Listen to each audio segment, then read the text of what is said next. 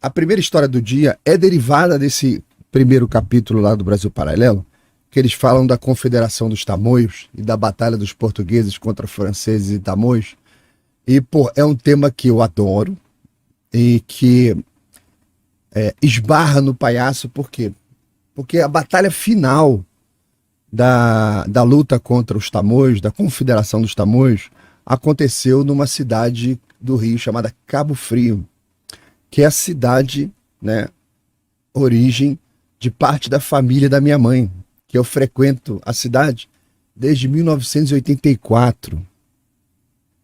É a cidade que eu mais conheço na minha vida. Eu conheço mais Cabo Frio do que o Rio de Janeiro, onde eu nasci. Cada buraquinho da cidade, cada canto, a história, personagens, conheço um monte de coisa lá de Cabo Frio. Então, quando eles falaram da batalha, eu falei, vai falar da cidade. Mas aí foi rapidinho, é natural, né? Na edição, você não pode entrar em muitos detalhes.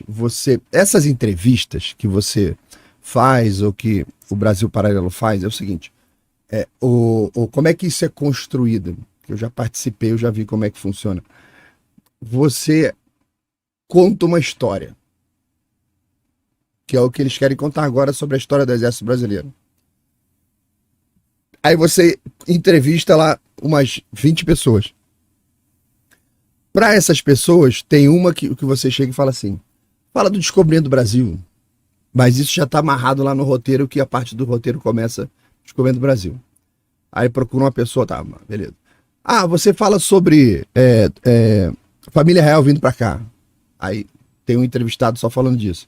Ah, não, você vai falar sobre a nossa primeira Constituição. Não, você vai falar sobre o golpe lá de 1889. Então, as entrevistas geram um monte de frases que depois o pessoal da edição vai encaixando naquela linha do tempo do documentário. Então é bastante comum, você vai lá, dá uma entrevista de 3 horas e os caras aproveitam 10 minutos do que você falou, porque foi o que conseguiu encaixar lá dentro daquela narrativa, porque às vezes, quando você está fazendo a entrevista, 3, 4 caras falam a mesma coisa. Aí o pessoal da edição lá do Brasil Paralelo escolhe a melhor explicação daquelas todas, o que falou melhor.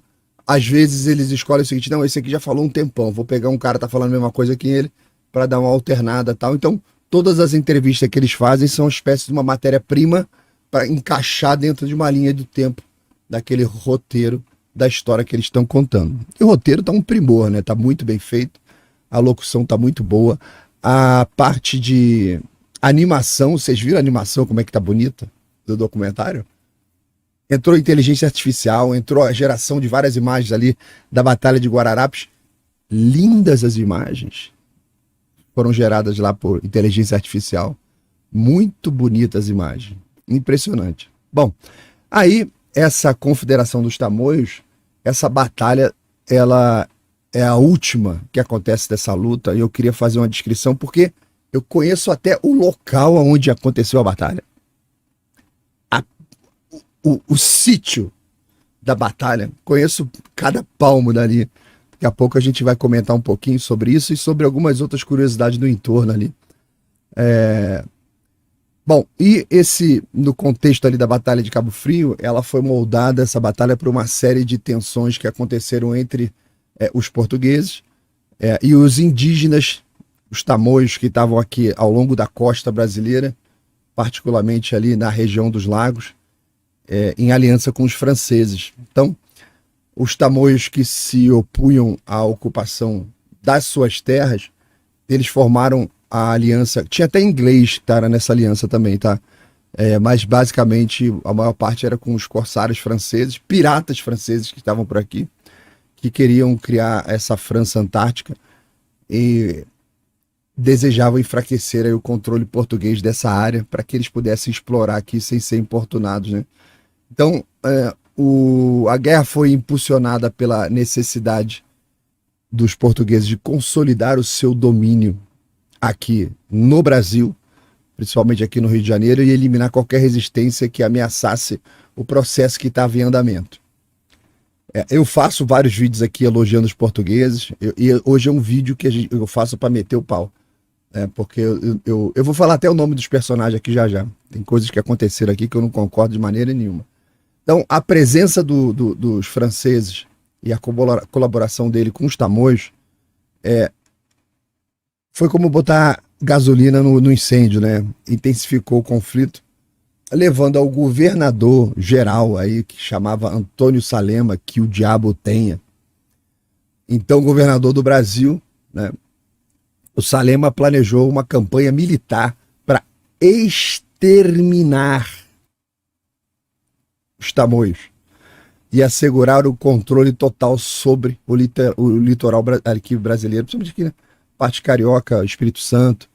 Então, essa necessidade de reafirmação desse poder português sobre uma região que eles consideravam vital. Para você ter uma ideia, o primeiro transporte de pau-brasil da história do Brasil aconteceu em 1511, a partir de Cabo Frio. Foi dali que saiu o primeiro carregamento.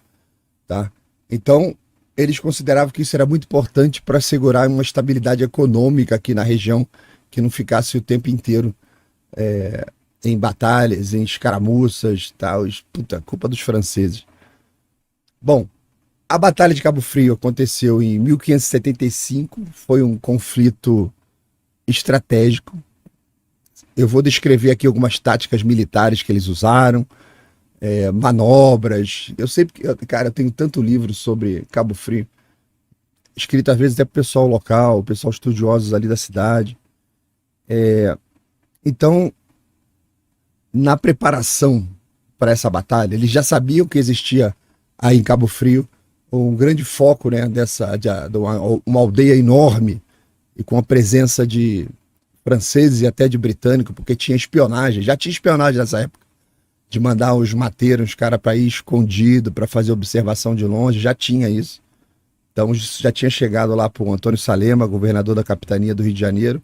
Aí o Salema planejou um ataque coordenado para desmantelar completamente o domínio franco-indígena ali e dominar ali a região de Cabo Frio. A estratégia incluía um ataque simultâneo por terra e pelas águas, pelo mar, visando o domínio total daquela tribo gigante que tinha ali em Cabo Frio e dominar a região como um todo. Então, os portugueses estavam equipados com mosquetes, tinham os canhões do navio para aquela questão de mar, eles carregavam também pequenos canhões portáteis, né, menores, pesados para burro, mas portáteis. Eles tinham ali umas armaduras leves, e isso dava mais ou menos o núcleo da parte militar: pequenos canhões, espadas, mosquetes, facas, machados, e uma armadura bem leve. Tá? E os índios usavam normalmente lança, arco e flecha, né? E também tinha umas bordunas, que são um pedaço de pau com tipo uma bola na ponta, que eles usavam para esmagar crânios. Só uma porrada só tu morre, tá? Só uma porradinha. E interessante isso porque uma espada nem sempre você morre na hora, mas essa borduna aí tu morria. Então os índios, principalmente os termiminós, davam apoio aos portugueses, oferecendo conhecimento ali de terreno, selva, sobrevivência, porque o caminho entre o Rio de Janeiro e Cabo Frio levava semanas para chegar lá pelo mato, tá? Andando para chegar com a tropa. De navio você vai rapidinho, alguns dias você tá lá. Agora pelo mato não, pelo mato demorava semanas. Os navios portugueses chegaram ali na praia do Forte, tá? Embarcações menores entraram pelo canal do Itajuru. Deixa eu mostrar para vocês aqui. Aqui, ó. Isso aqui é o canal do Itajuru, Cabo Frio. Até mostro essa imagem na minha palestra sobre a questão Christie. Mas quem conhece aqui Cabo Frio, canal do Itajuru, o estaleiro da questão Christie era aqui pelo lado direito. Mas essa batalha que eu estou descrevendo para vocês aconteceu nessa região aqui embaixo, ao pé do Morro da Guia, que é o ponto onde a gente está olhando aqui. A gente está em cima de um morro que tem no centro da cidade chamado Morro da Guia. o canal do Itajuru vai sair lá em cima no Oceano Atlântico, e ele é o canal de ligação entre a Lagoa de Araruama, que é uma das maiores lagoas do mundo, de água salgada, e ele liga a Lagoa de Araruama com o Oceano Atlântico. Então é um canal de, conforme a fase da Lua, você tem corrente para lá, corrente para cá, fazendo essa renovação. Então os portugueses pararam os navios grandes lá fora, vieram com embarcações pequenas por dentro aqui do canal do Itajuru para chegar nessa região, enquanto tropa também vinha por terra para cercar essa grande aldeia aqui da região. Deixa eu botar aqui o mapa para mostrar para vocês. Ó, isso aqui é região de Cabo Frio. Deixa eu afastar para mostrar mais ou menos onde é que a gente está. Um lugar belíssimo, tá? Tá crescendo numa taxa muito maior do que eu gostaria, mas é um lugar belíssimo. Os portugueses entraram aqui pelo canal. Antigamente essa aqui era uma ilhazinha, tinha 2 entradas aqui do canal. Depois eles aterraram aqui. Daqui onde está. Aqui tem uma sesmaria. Perdão. Aqui tem nessa região aqui tem umas construções de 1503 feitas pela galera do Américo Vespúcio, bem nessa região aqui.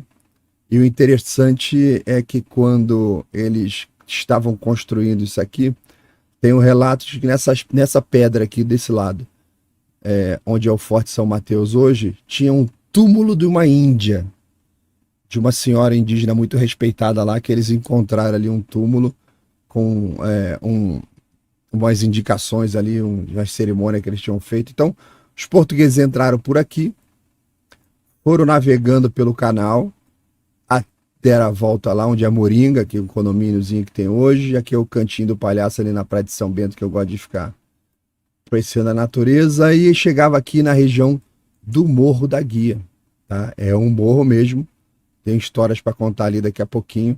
E a grande tribo ficava aqui na frente, dessa região toda aqui da frente. Mas por que a grande tribo ficava aqui, gente? Mas por que essa grande tribo estava aqui? Por quê? Porque aqui do lado existe um fenômeno aqui impressionante na região, único. Porque aqui na fonte do Itajuru até hoje existe uma mina de água doce brotando do chão, sem parar. Até hoje fica saindo. Então, a maior fonte de água doce da região é aqui do lado.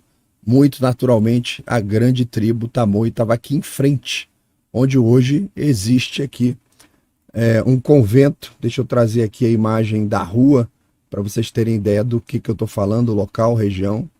Ó, imagem da rua aqui hoje. Tem um convento ali, Morro da Guia lá em cima, tá? E essa aqui é toda a região da praça do local do grande combate. Eu vou continuar descrevendo aqui agora. Hoje é uma pracinha ali, cheia de história também, mas vamos pular para não perder o foco. Então, deixa eu voltar aqui, afastar. Batalha aqui, opa, geografia, mapa. As tropas terrestres se aproximaram ali, utilizando a cobertura da vegetação. Tem que lembrar que na época isso aqui era tudo mato, tudo mato. Para você ter uma ideia, a minha mãe teve aqui nos anos 50, visitando a família, e eu tinha um tio que morava aqui nessa região, perto aqui do McDonald's. E quando esse meu tio avô, que era ex-combatente da Primeira Guerra Mundial, espanhol, cheio de tatuagem, prisioneiro de guerra, ele foi levar minha mãe, que tinha lá seus 12 anos, 14 anos, com as primas, para a Praia do Forte, para fazer esse caminho daqui para cá. Ele teve que voltar em casa e pegar uma espingarda, porque era cheio de mangue, e ele falava: eu vou escoltar vocês até lá porque é perigoso, e é área de bichos estranhos aqui, uns bichos que atacam. Então, você tem uma ideia de que, em 1950 era assim, 1940, entre 40 e 50 era assim, você imagina aí, isso em 1500, como é que era isso aqui, né? Se você voltar no tempo e voltar uns 4.000 anos no tempo, o mar estava mais alto entre 3 e 10 metros, ou seja, isso tudo aqui estava debaixo d'água, tá? Essa região inteira de Cabo Frio estava debaixo d'água, e a lagoa praticamente conectada com o mar e só sobressaindo ali. Mas isso é história geológica e do sambaqui aí da região, mas é outra história, é outra história. Se deixar, eu vou enrolando, vou emendando uma coisa na outra. Meu Deus do céu, o palhaço tem que... Disciplina, palhaço. Volta pra história. A superioridade tecnológica dos portugueses nesse combate era gritante, né? Porque ele tinha não só os armamentos, a pólvora, arma de longo alcance, os mosquetes, os canhões. Então, o fato de você ter muito mais índios do que portugueses não significava muita coisa. Essa coisa de você poder usar uma arma de longa distância ficou evidente, muito evidente, por exemplo, quando você vai ver sobre a Guerra dos 100 Anos, que aconteceu entre França e Inglaterra, no contexto ali do surgimento da Santa Joana d'Arc, já tinha sido desenvolvido o longo arco inglês, que era um arco muito maior, que antes disso, eu vou comentar, a gente vai falar de William Wallace, daqui a pouco eu vou entrar nesse assunto que remete isso também, os arqueiros usavam o arco ali 20 metros, 30 metros. Quando surgiu esse longo arco inglês, os caras começaram a fazer tiro de 250 metros. Aí bicho pegava, tá? Bom, a batalha começou com um cerco, os índios não tinham o conceito de estocagem de alimento. Não tinha esse conceito. Então, quando Salema fez o cerco ali na região, rapidamente começou a faltar comida. E nessa de faltar comida, o índio não tem aquela disciplina do combatente medieval para saber as consequências, ele não tinha experiência dessas coisas. Eles começam a querer sair daquilo ali, ficam nervosos, quer ficar acuado. Ia saindo e eles iam morrendo, ia matando. E eles, enquanto isso, esse cerco durou 11 dias, entre 10 e 11 dias, e ficavam ali fazendo troca de tiro, troca de flecha, joga para lá, joga para cá. Os portugueses disparavam os mosquetes, às vezes eles encontravam ali algumas brechas ali na proteção dos indígenas e mandava lá uns tiros. Os portugueses identificaram que existiam algumas obras de engenharia na tribo que tinha sido feita pelos franceses ou pelos ingleses ali, que eles falaram, os caras receberam consultoria aqui, ó, tá? Então era realmente uma fortificação cercadinha com algumas proteções, algumas coisas que tinham sido construídas com auxílio dos corsários, né? Então eles foram minando ali os tamoios. A fortaleza ali, apesar de ser resistente, Franco-Tamoio, ainda tinha francês lá dentro, tá? Ainda tinha inglês lá dentro. Começou a ceder sobre esse ataque coordenado e ali minando a resistência deles. A rendição veio no último dia, já no pôr do sol, quando os defensores, exaustos, com fome, desidratados, se renderam. Após a rendição, 2 franceses e um inglês e mais um pajé lá foram enforcados. 500 guerreiros nessa batalha foram mortos, e dentre desses 500 índios, a maioria foi morto depois de rendido, executados. 1.500 índios que estavam ali, olha quantas pessoas tinham, eu estou falando de uma tribo ali com 2.000 pessoas. 1.500 índios foram escravizados. A expedição do Salema, depois dessa aqui, que era o grande centro da batalha, a expedição do Salema depois continuou pelo litoral, tá? Que aí você vai ali, Peró, vai para Búzios, vai em direção ao interior aqui, Campos, Macaé, área de exploração de petróleo, seguiu pelo litoral. Aqui está um pouquinho torto o mapa, deixa eu botar o mapa na posição correta. Seguiu aqui terra adentro, tá? E onde eles encontrassem vestígios indígenas, eles partiam para lá. O resultado disso foi o seguinte: essa região aqui do interior, onde concentrava a grande população tamoia, Tamoio virou um grande deserto humano, tá? Porque as estimativas foram que nessa caminhada para o interior, nessas batalhas, morreram cerca de 10 mil índios, maioria executada. Por isso que eu falei no começo, Antônio Salema, que o diabo o tenha, né? Então essa região tornou um deserto humano tremendo e registrado até na arqueologia, eles percebem que restou apenas indícios de passagem esporádicas de índios goitacazes. Por isso que ele é Campos dos Goitacazes ali em cima. E o negócio foi tão feio que um século depois foram encontrados índios tamoios, que era característico aqui dessa região do litoral, foram encontrados no Amazonas. Porque foi uma coisa tão assim, brutal, que os índios se assustaram e foram se recolhendo para o interior.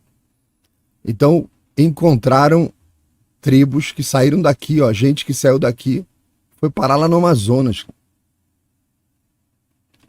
Então eu tenho, né, essa história que eu conheço já há bastante tempo, sobre essa atuação do Antônio Salema, tanto é que o Antônio Salema fez foi tão feio, que até na própria história portuguesa ele é meio escondido, sabe? Foi um exagero tremendo que o cara fez, num baita drama humano. Tinha índio que, ao ver aquelas pilhas de cadáveres de índio, e aquilo não existia na cultura do índio, eles ficavam tão desesperados que tem relato disso, que teve um índio que arrancou os próprios olhos para não ver aquilo.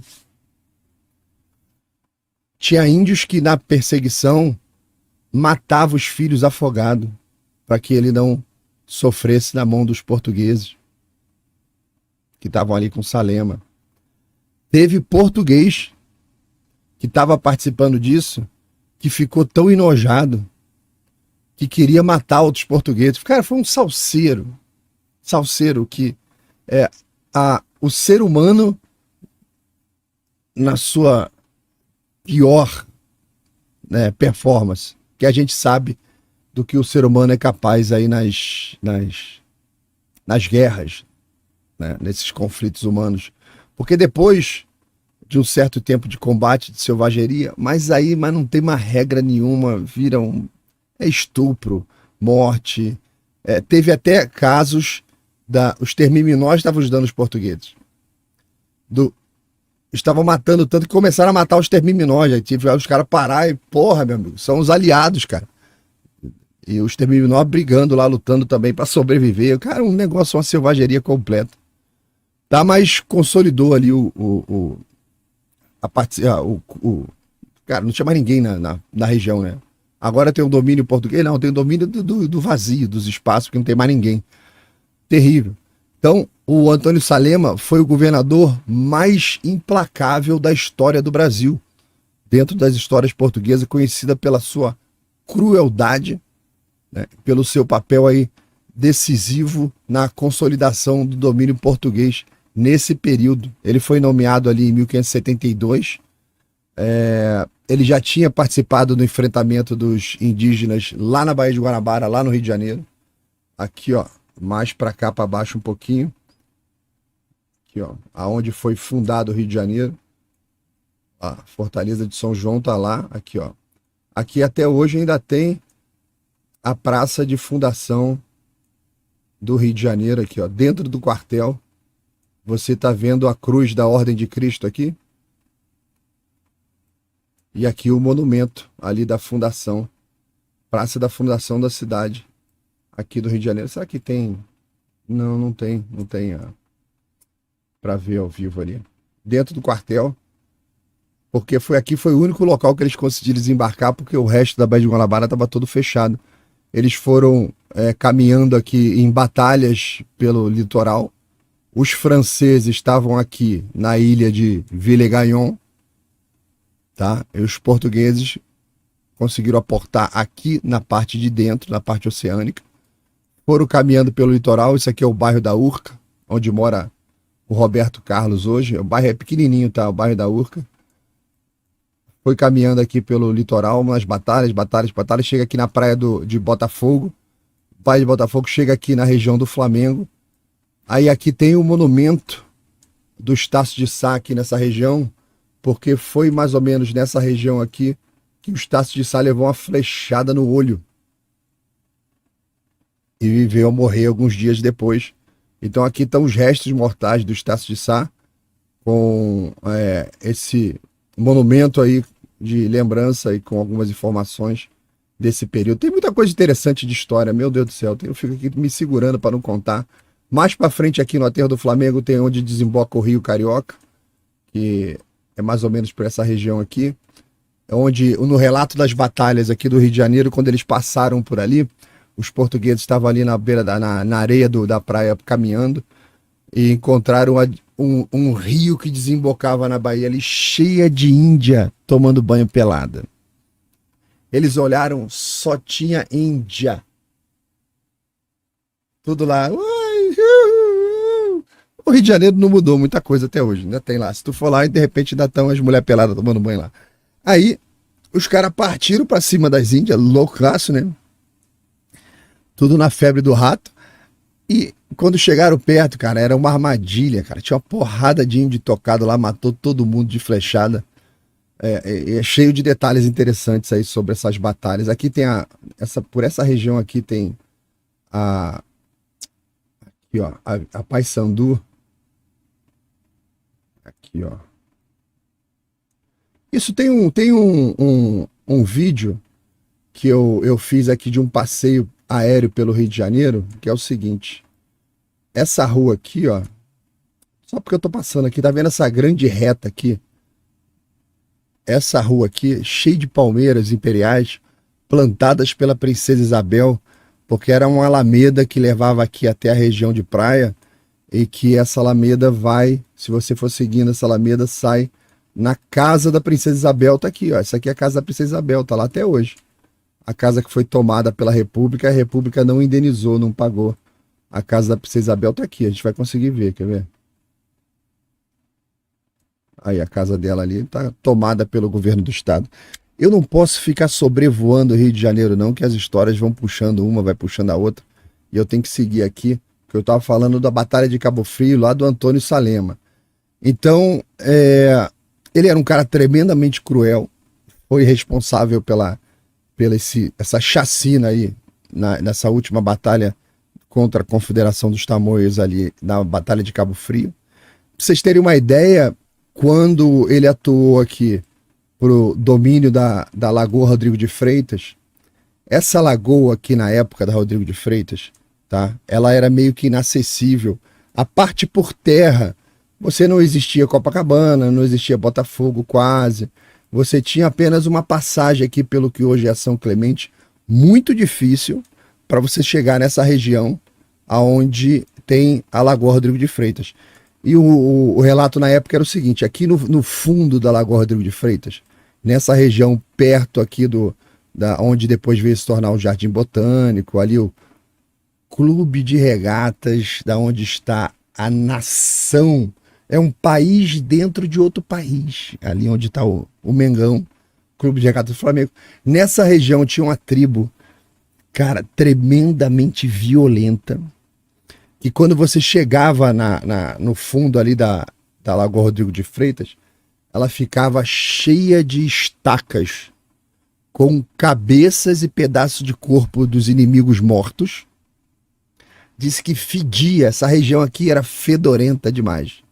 Não tem nada a ver com urubu não, tá? Isso é uma outra história, outra parada. Tô dizendo o que tinha aqui na época. E o que o Salema fez? O Salema chegou aqui para lidar com esses índios. Meu amigo, ele pegou a galera infectada com varíola e mandou para lá. Esse era o do Salema. Que eu falei no começo da live, que o diabo tenha, Antônio Salema, que o diabo tenha. Então, embora tenha sido vitorioso em todas as batalhas que ele lutou, você vê que o nome dele não tá no hall. O próprio português reconhece isso, o nome dele não tá no hall dos heróis da pátria, esse tipo de coisa, porque o que ele fazia era inaceitável, inaceitável. Então, ele, com as suas ações desumanas, foi responsável pela devastação que aconteceu aqui no litoral do Rio de Janeiro, de todas as populações indígenas aqui, principalmente dos tamoios, com extrema violência, brutalidade, uma tremenda inumanidade. Antônio Salema. Agora, voltando lá para Cabo Frio, tá? Eu tenho um negócio interessantíssimo para mostrar para vocês, tá? Só para não perder a viagem. Você pode me dar uma nave espacial que eu viajo pelo Rio de Janeiro, pelo céu, de boa. Aqui na região do Morro da Guia tem umas paradas interessantíssimas para mostrar para vocês, porque aqui, como você tem essa fonte d'água aqui do Itajuru, do ladinho aqui dessa região, sempre foi um local muito habitado. Então, eu tenho todos os indícios arqueológicos da presença indígena, eu tenho dos sambaqueiros, da galera antes da presença dos índios, e você tem coisas mais antigas ainda, tudo aqui concentrada nesse morrinho. É ali em cima do morro, isso é acessível, qualquer um pode ver. Existe uma série de pedras, todas elas talhadas, que eram usadas pelos 5, 6 mil anos atrás, pela galera do Sambaqui, para fazer amolar pedra para armamento. Então, isso aqui é como se fosse um tipo de oficina de produção de armas. Essas pedras estão no topo do Morro da Guia. Se você for lá visitar, você vai ver isso aqui. Você vai poder ver. Não tem nenhum tipo de proteção, nada. Você vai ver o local onde eles amolavam as pedras para fazer as pedras ficarem afiadas para poder utilizar. Os próprios índios também utilizavam ali para amolar instrumentos, algumas outras coisas. Depois que eles tiveram contato também com, não com as tecnologias humanas, mas afiar ponta de flecha, esse tipo de coisa, também utilizava isso ali, tá? Você tem aqui outras, tem várias pedras com essas evidências ali. Uma outra coisa interessante que tem desse Morro da Guia é que, fazendo análise geológica da composição dele ali, você encontra, o planeta tem aí teoricamente seus 5 bilhões de anos. Ele tem aqui no Morro da Guia uma evidência da separação da Gondwana, aquela teoria que diz que a Terra era um bloco único, monolítico, e depois, não sei quantos milhões de anos atrás aí, lá uns 10 milhões de anos, começaram a separação dos continentes. E tem algumas pedras aqui que demonstram essa separação, que é um sanduíche que tem ali no próprio Morro da Guia, que isso se repete na África, aqui mais ou menos na mesma região. E eles chegaram à conclusão que eu não sou geólogo para falar todos os termos corretamente, mas que isso evidencia, pela composição do sanduíche ali, uma evidência da separação dos continentes da Gondwana, que essas pedras que tem ali são antiquíssimas, ela tem quase 3 bilhões de anos, essas pedras ali do Morro da Guia e algumas outras pedras que tem ali na cidade, tá? Então, isso tudo está aqui no Morro da Guia. Interessante, né? No mesmo lugar, eu encontro evidência geológica da separação do continente sul-africano com o africano, sul-americano com o africano, tem a evidência disso, você tem a evidência dos sambaquis, você tem a evidência da presença, tem concha, sabe, conchinha de praia, tem conchinha de praia em cima desse morro todo aí.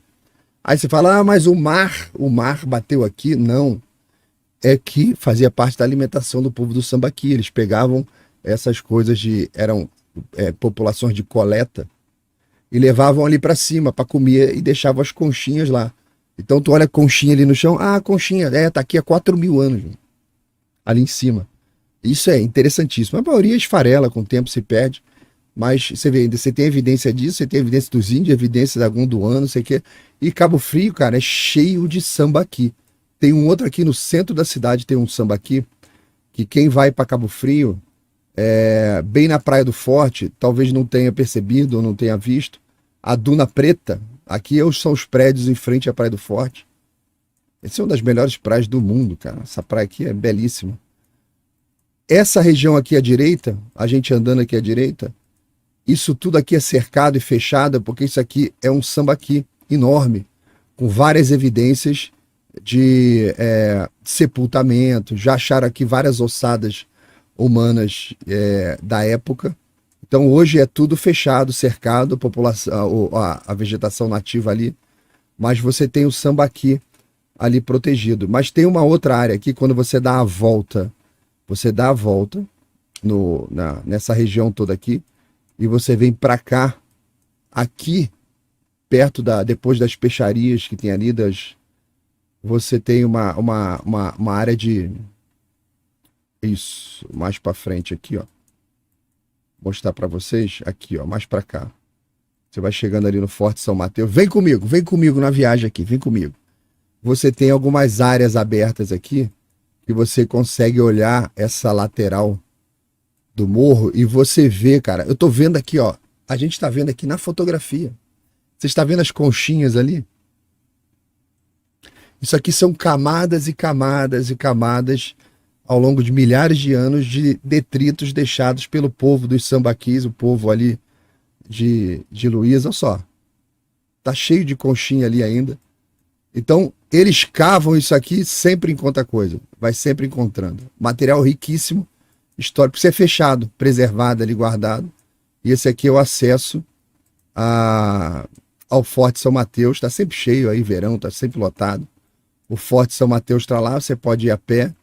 E aqui também tem uma subidinha que você pode ir naquele local, daquela ponta, aonde aqui em cima, do lado esquerdo, é onde que está as evidências ali. Tem umas fundações que você está vendo aqui, tem um pedacinho dela ali.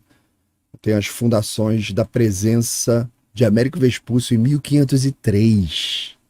1503 ali, ó. Tem as fundações que eles tinham deixado uns tuga aí na cidade. E quando eles voltaram depois, os tugas tinham sido comidos pelos índios. Deu alguma treta. Eles estavam super bem quando eles partiram. O forte tá ali. Mas deu alguma treta e quando voltaram, já tinham comido os portugueses todos lá.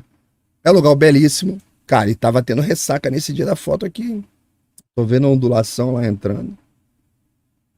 Interessante. Beleza? Tá aí o nosso tour aí sobre a Batalha de Cabo Frio, falando um pouquinho da cidade que eu tanto amo, que eu tanto gosto, adoro, que é excelente para você fazer qualquer coisa, nadar, pescar, meu Deus, mergulhar. Aqui é um cantinho, paraíso na terra. Beleza, gente? Beleza? Vou voltar pro chat. E aí, família querida, você que chegou aqui, muito obrigado por assistir o vídeo até aqui, obrigado por ter visto aí a notícia. Gostou do comentário? Achou que faz sentido? Bom, se puder, considere curtir esse vídeo, compartilhar e fazer com que mais pessoas venham conhecer o conteúdo do Eleitor Palhaço. Afinal, não somos todos palhaços. O pessoal que faz a política e faz as notícias no dia a dia aí não acha que você é um palhaço? Já viu como é que eles escrevem? Já viu o que eles estão fazendo na política? Então, nada mais justo do que eu, um eleitor, me vista caráter, me vista como um palhaço para comentar isso que eles fazem todos os dias. Então, obrigado a você, considere se tornar membro do canal, considere apoiar o nosso projeto para que a gente continue aqui comentando as notícias do dia a dia. Aqui na descrição do vídeo tem todas as informações, tá ok? Obrigado e a gente se vê na próxima.